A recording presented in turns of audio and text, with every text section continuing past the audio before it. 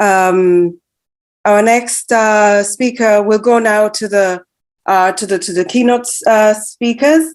I'd like to thank everyone for coming in, and especially our guest speakers and the speakers for today, giving us their time. We'd like to go straight away to KHALID SHERIF, the Vice President, Regional Development, Integration and Business Delivery from the African Development Bank. As a video introducing KHALID will play shortly. KHALID SHERIF studied economics and public policy at the American University of Cairo, earning a bachelor's degree in economics in 1981, a master's degree in economics in 1983, and a second master's degree in political science in 1989, as well as a PhD in public policy and management from Boston University in 1986. Under his leadership, the Africa region's yearly lending volume increased from less than $4 billion to more than $8 billion. He has an extensive expertise managing operations in the Middle East, North Africa, South and East Asia. He was responsible for strategic planning and policy formulation across the World Bank's activities in Africa. Ladies and gentlemen, make welcome to GPAD 2021, KHALID SHERIF.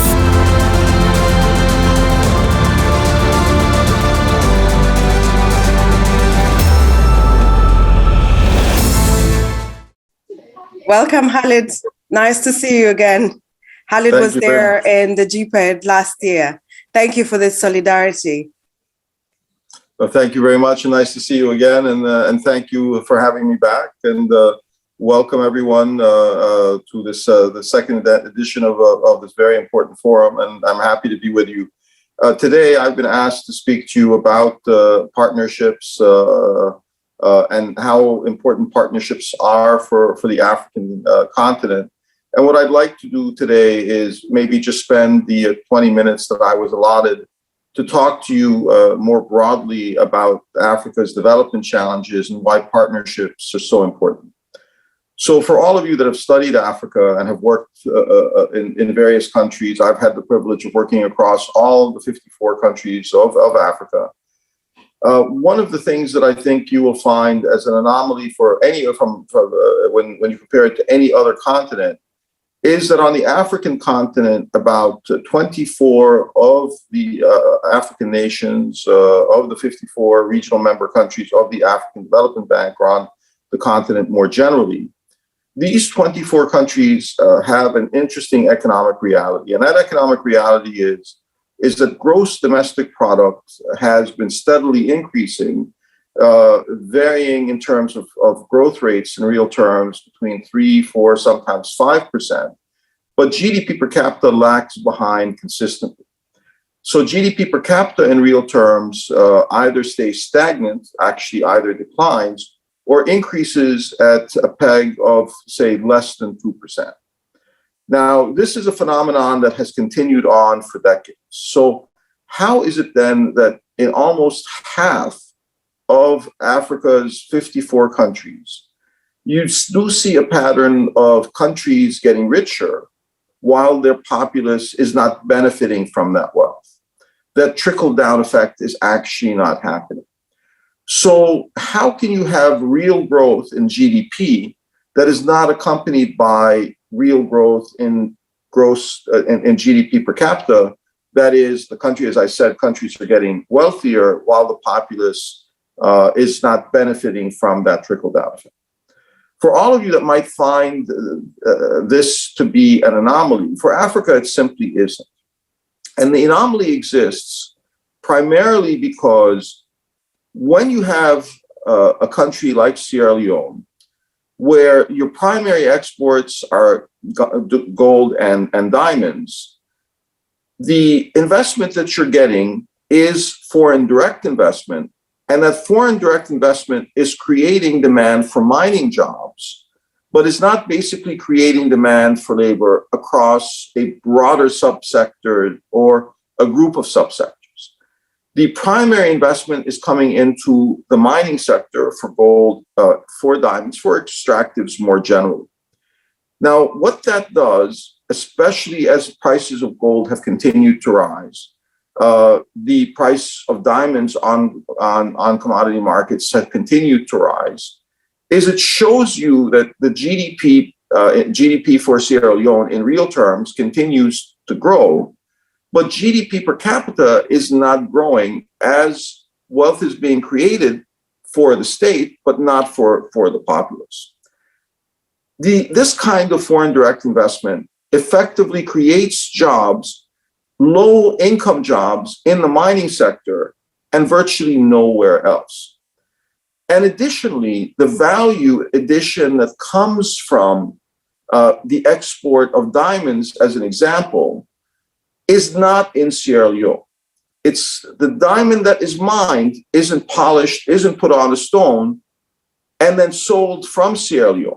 It goes to India, it goes to Belgium, and that value addition where you take that raw diamond of various qualities and you basically export it for $200 or $300 per diamond, and then when polished and put on a stone, it may sell for $2,000 or $3,000. That value addition has not taken place in Sierra Leone. That upstream ability to develop the product, to develop it and sell it, is not done with Sierra Leonean counterparts. So you will see the exact same phenomenon now with Somalia, as on the coast of Somalia, there are all of these natural gas finds that are just about to come to production, oil deposits found on the Somali coastline that in the next several years will come to fruition. So you will see Somalia's GDP in real terms grow because there'll be an upsurge in exports. But again, you're not really creating jobs for the populace itself. The same would apply for all of West Africa. So all of West Africa, you have the phenomenon of producers basically not producing in country. So Africa, in West Africa specifically, close to 40% of the world's cocoa beans and coffee beans come from Ghana and come from the Ivory Coast.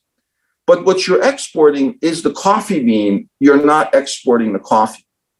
You're exporting the cocoa bean, but you're not making the chocolate. That value addition happens somewhere else. The industries that take the cocoa beans and the coffee beans and process them are somewhere else. So basically what you have are subsistence farmers growing the coffee beans, growing the cocoa beans, and then basically exporting the coffee beans and the cocoa beans to factories that make them coffee, to factories that make them chocolate, and the employment generation other than farming is somewhere else.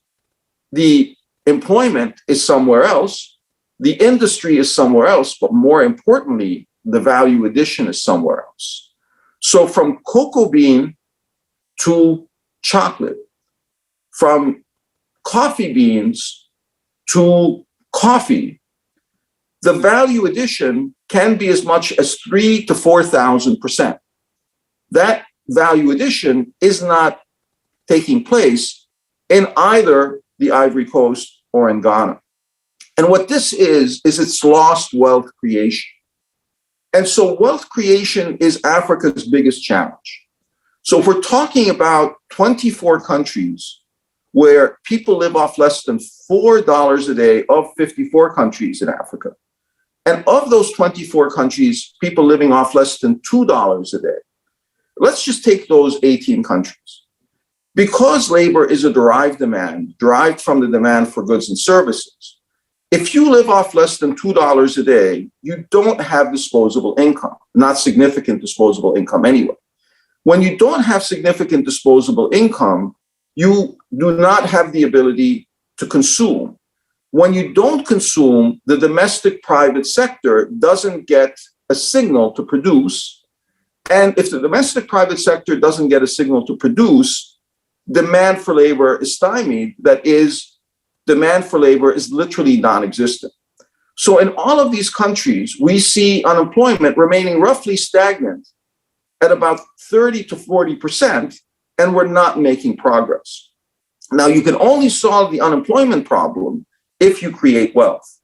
if GDP per capita rises and people have more money for consumption as a result of more disposable income, and they demand more goods and services, and the private sector invests and demands more labor, then obviously demand for labor will rise. So when I say demand for labor is a derived demand derived from the demand for goods and services, if you don't have disposable income and it doesn't rise, your demand for goods and services is stagnant and your demand for labor is stagnant.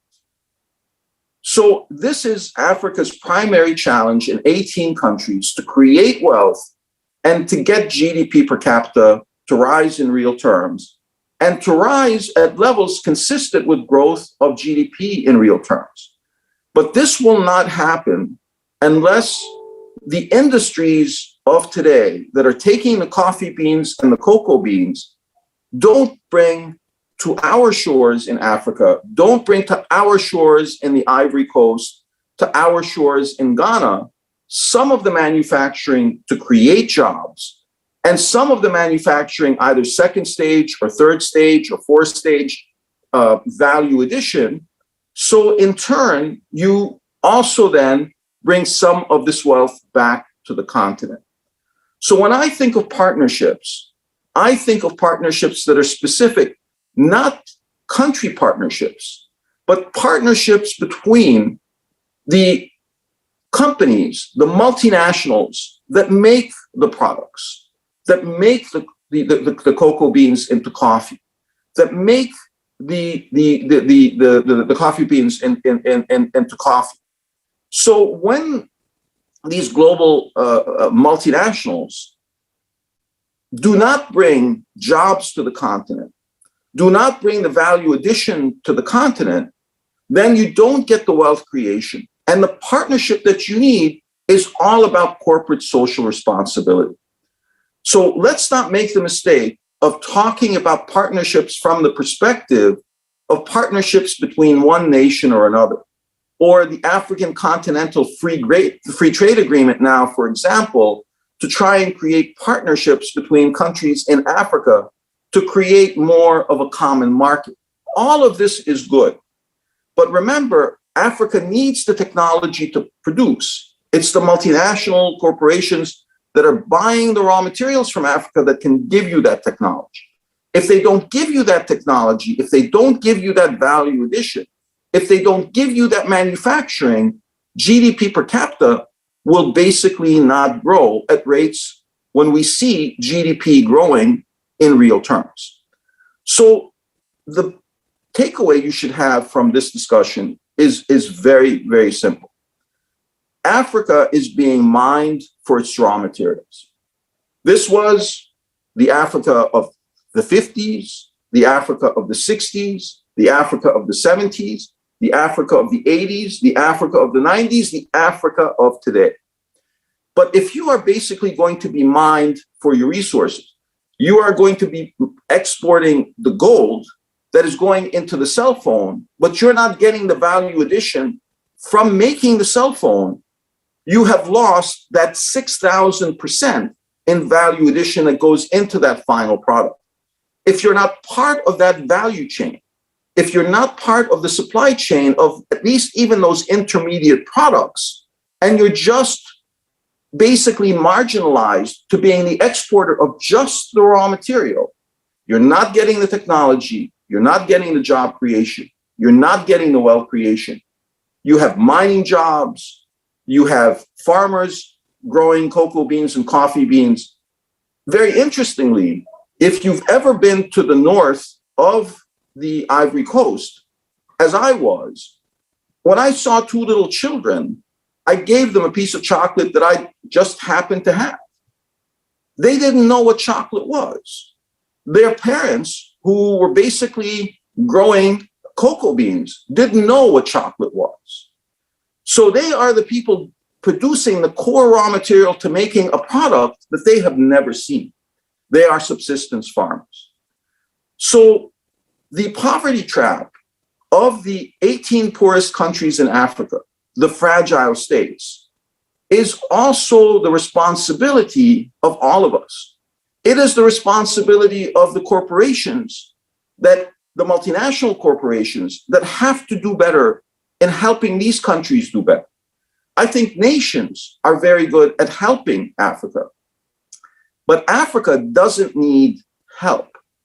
Africa needs to get the technologies, the value addition, to go from raw material production to producing intermediate goods, to hopefully producing final products that will make Africa like every other continent. So we give the world long staple cotton, but we don't make textiles. We give the world coffee beans, but we don't make coffee. We give the world cocoa beans, but we don't make cocoa. We give the world diamonds, but we don't polish them and put them on a stone and lose, 3, 5, 7,000% in value addition. So it is the partnership between the multinational, the corporate social responsibility that is key in driving Africa's development in the next decade. Things like the African Continental Free Trade Agreement will make a huge difference, but without this piece, you will see the inevitable, like you will see in Somalia. GDP will grow in real terms, especially after a country like Somalia starts benefiting from the oil reserves that will now become exportable.